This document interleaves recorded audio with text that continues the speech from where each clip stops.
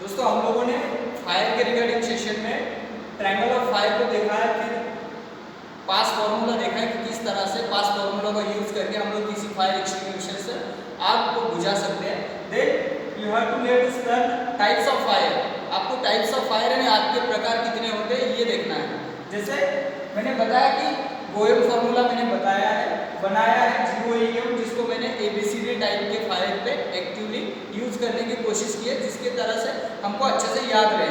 मैं आपको डेफिनेटली बताता हूँ, अगर आप इस गोयम फॉर्मूला को ABCD से कनेक्ट करके अगर आप लोग ध्यान में रखोगे तो लाइफ टाइम आप कभी इसको भूल नहीं पाओगे। सो ये फॉर्मूला क्या है, किस तरह से इसको कनेक्ट किया गया है, इसको थोड़ा सा आप समझ लो।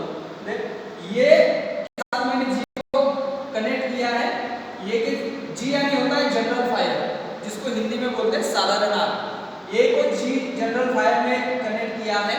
देन B को मैंने ऑयल फायर में जोड़ने की कोशिश की है। C को इलेक्ट्रिक फायर बोलते हैं और D को मेटालिक फायर बोलते हैं। अब इसको जोड़ा कैसे ये देखो, ये BCD ये तो हमें याद होता है कि सीक्वेंस है, लेकिन GOEM बस आपको GOEM याद रखना है। क्या GOEM गोयम, GOEM गोयम 3-4 बार अगर इसको आप इंटरनली रिपीट करोगे तो डेफिनेटली आपको गोयम फॉर्मूला याद हो जाएगा। अभी GOEM A के साथ G जोड़ना है, B के साथ O को जोड़ना है, C के साथ D को जोड़ना है और D के साथ M को जोड़ना है। ABCD GOEM गोयम, इसको बोलते हैं गोयम फॉर्मूला। अभी G को बोला जनरल फायर। जनरल फायर क्या होता है, लकड़ी, कोयला, कचरा, कागज, इस तरह की कोई भी सादी चीज, इससे अगर कोई फायर लग रहा है, एक्टिव हो रहा है तो दैट इज जनरल फायर, उसको बोलते हैं साधारण आग। और साधारण आग में आप ABC, जैसे मैंने कल बताया था कि ABC टाइप के, ये जो आपके सामने एक फायर एक्सटिंग्विशर दिख रहा है, ये ABC टाइप का फायर है जो साधारण आग में आप इसको डायरेक्टली यूज कर सकते हैं। ठीक है, अभी A को G के साथ जोड़ा, ये हो गया G। उसके बाद है B को ऑयल के साथ जोड़ना है, BO, और O से मतलब है कि ऑयल फायर। ठीक है, ऑयल फायर यानी क्या होता है, बहुत सारे तरह के लिक्विड्स होते हैं, ऑयल, उससे जो फायर एक्टिव होता है उसको ऑयल फायर बोलते हैं। और ऑयल फायर में भी हम लोग ABC टाइप का फायर एक्सटिंग्विशर डेफिनेटली यूज कर सकते हैं। देन C, अभी C को मैंने E के साथ जोड़ा है, इलेक्ट्रिक फायर, E से मतलब है इलेक्ट्रिक फायर। ये जो इनका फर्स्ट कैपिटल है उसी को नाम दिया है GOEM, ताकि आपको अच्छे से दिमाग में बैठ जाए। C को E से जोड़ा है, E से मतलब है इलेक्ट्रिक फायर। इलेक्ट्रिक फायर में बस आप लोग CO2 यूज कर सकते हो। अभी इलेक्ट्रिक फायर के रिगार्डिंग में थोड़ा सा आपको एक्सप्लेन करना चाहूँगा, क्योंकि इलेक्ट्रिक फायर होता है किसी इलेक्ट्रॉनिक चीज को लगी हुई आग। मान लीजिए हमारा इलेक्ट्रिक जो अपना IT लैब है, उसके अंदर सब कंप्यूटर्स है, सब इलेक्ट्रिक चीजें हैं, अगर वहाँ पे आग लगती है तो हम डायरेक्टली कोई भी फायर एक्सटिंग्विशर ले जाके वहाँ पे यूज नहीं कर सकते। क्यों? क्योंकि एक इसका रीजन है कि इलेक्ट्रिक फायर में अगर आप किसी भी तरह का कोई फायर एक्सटिंग्विशर यूज करोगे तो वो फायर हमारे ऊपर आ सकता है। देखिए, कहीं अगर शॉर्ट सर्किट होता है, हम लोग उसके ऊपर अगर पानी डालेंगे तो हम ही उसमें अटक जाएंगे, वो करंट हमें भी लग सकता है। इसके लिए जो इलेक्ट्रिक फायर होती है उसके ऊपर ABC या D किसी भी तरह का कोई फायर एक्सटिंग्विशर डायरेक्टली यूज नहीं कर सकते। इस चीज को आप समझ लो। इलेक्ट्रिक फायर में बस आप CO2 गैस जो हमारे पास अवेलेबल है, मैं आपको बाद में दिखाऊंगा, CO2 टाइप का जो फायर एक्सटिंग्विशर है वही यूज कर सकते हो।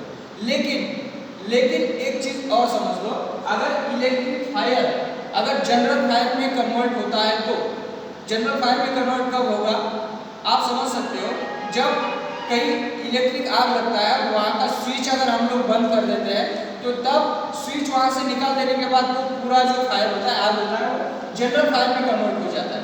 अगर इस तरह का इलेक्ट्रिक फायर हमने स्विच बंद करके, और जहाँ पे भी इलेक्ट्रिक फायर एक्टिव होता है सबसे पहले आपको देखना है कि यहाँ का स्विच कहाँ है। फर्स्ट ऑफ ऑल वहाँ पे आपको स्विच को बंद करना है। ये आपकी पहली प्रेजेंस ऑफ माइंड होना चाहिए, पहली आपकी रिस्पॉन्सिबिलिटी होनी चाहिए, पहली जिम्मेदारी होनी चाहिए। अगर इलेक्ट्रिक फायर एक्टिव हुआ है आपको फर्स्ट ऑफ ऑल वहाँ पे स्विच रहेगा वो पूरा बंद करना है, ताकि उस रूम की, उस एरिया की इलेक्ट्रिसिटी बंद हो जाए। क्योंकि इलेक्ट्रिक फायर के इंसिडेंस पे एक्सीडेंट में इलेक्ट्रिक आग से ज़्यादा नुकसान नहीं होता, तो इस इलेक्ट्रिसिटी से, शॉर्ट सर्किट से ही ज़्यादा लोग मारे जाते हैं, मर जाते हैं, नुकसान सो आपको इलेक्ट्रिक फायर को सबसे पहले जनरल फायर में कन्वर्ट करना है। उसके लिए वहाँ का स्विच इलेक्ट्रिसिटी जो प्रोवाइड हो रही है उसका जो जरिया है उसको बंद करना है, ठीक है। सो इलेक्ट्रिक फायर पे हम लोग जब तक वो इलेक्ट्रिक फायर है उस पर CO2 का यूज करेंगे डेफिनेटली। अगर उसको जनरल फायर में कन्वर्ट किया है तो फिर इस तरह का ABC टाइप का आप फायर एक्सटिंग्विशर डेफिनेटली उसके ऊपर यूज कर सकते हो। अभी D पे आइए, D को मैंने M के साथ जोड़ा है इसके लिए क्योंकि M से मीनिंग है metallic fire. Metallic fire, metal जो बहुत टाइप के होते हैं, कॉपर, सल्फेट, इस तरह के जो मेटल होते हैं, बहुत बड़ी बड़ी कंपनियों में जो लोहे होते हैं उसके ऊपर भी आग लगती है, फायर एक्टिव होता है। तो जो मेटालिक फायर है उसको जब इस तरह की आग ज़्यादातर आपको नहीं दिखेगी, लेकिन अगर इस तरह की कोई आग लगती है तो आपको इसके ऊपर DCP का मतलब है ड्राई केमिकल पाउडर। DCP का मतलब है ड्राई केमिकल पाउडर, ठीक है।